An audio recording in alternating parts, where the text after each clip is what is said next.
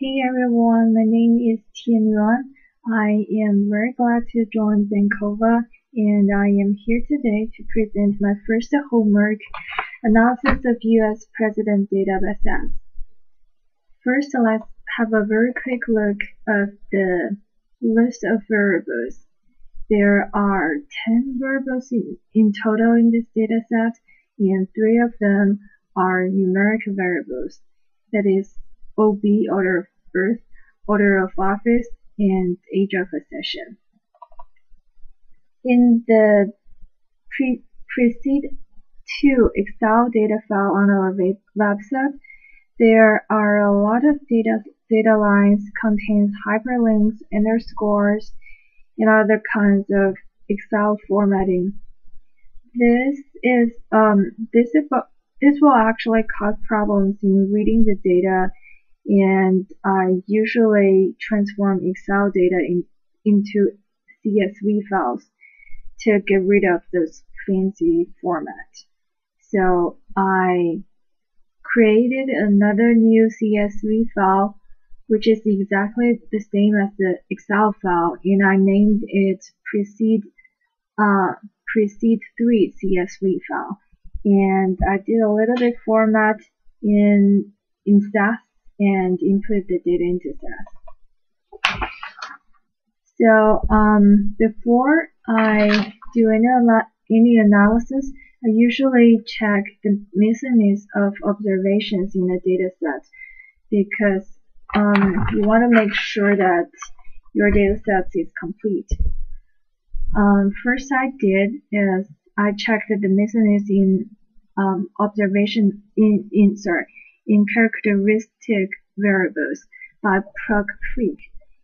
This code will give me a few frequency table on each variable, and on the bottom of the table you can see the frequency of missing equals to 0, 1, 2, 3. I actually didn't include the output of the data because it's very big, but luckily we don't have anything missing on the categorical variables. Then I used the proc means to check the missingness on the numerical variables, and I found out that the variable OO, which is order of office, has a 1 missingness, and if you use a where statement to see which one was missing, then you can see that was observation 23. And if you go back to the original data, the original Excel file data set, you will find out that this data actually is President Cleveland, and he has served 2 non-consecutive terms. And it is denoted by 22/24.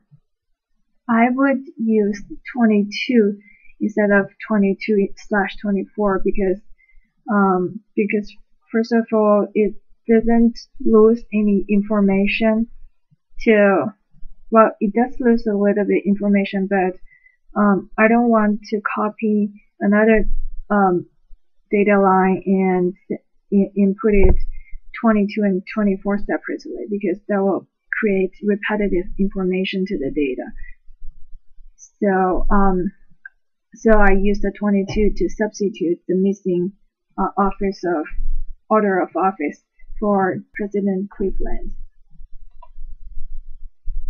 Then I am trying to answer the first question: how many presidents came from each state? And I made a summary. First, I created a few new variables. One thing is very important is that I created a variable called duration, because apparently some presidents have served 2 to 3 consecutive terms, and those observations should carry more weight than others, because if you serve 2 terms, then it's like you are elected twice. So I included the duration of the term and see which state has the most duration. I made a summary table on the next slide. So here you can see these 19 states are the states which has generated presidents, and in the non-column is the number of presidents from the state. You can see Virginia has the biggest total number of presidents, and also it has the biggest total number of sum duration, which means that the total of the duration of the president from Virginia is also the biggest. Then I did a statewide comparison of to answer question number 2. Actually, I'm a little bit confused about this question because it asks, can you test if there is a difference across states? But I'm wondering, should we test the difference of number of presidents across states or something else? If it's just to test the number of presidents, I think we can go back to the previous plot and see previous table and see obviously there's difference across states about on number of presidents.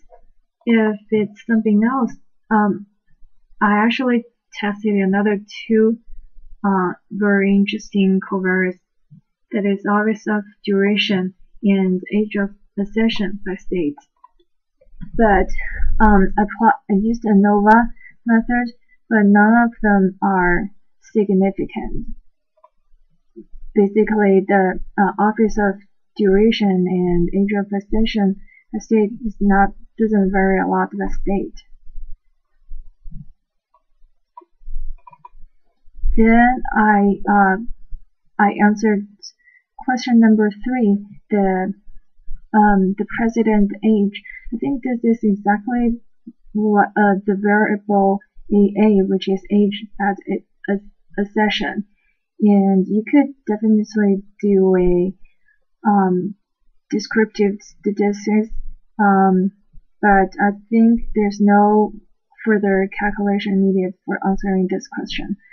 And I used the year now, 2003, minus the birth year of the president to calculate how old would the president now, if suppose they are all alive. And you can see the ranges are from 67 to 281. Also, I think there might be other very interesting questions that deserves addressed here. First, I was interested to find out, is there a difference in the age of accession among generation? I did a ANOVA test and see the age of accession distribution across generation, and found out that the answer is yes. The p-value is 0.0224, which is way below the cutoff point which we usually use, which is 0.05. So this one is significant. And then I tested, is there a effect of accession? I used a regression by inauguration year and stratified by state. I coded a dummy variable and did a regression test, and I found out that New York State has on average 8.4 years. Presidents from New York State are 8.4 years younger than presidents from other states. So this is pretty much of my finding. I'm running out of time. Thank you very much for listening to my presentation, and have a good day.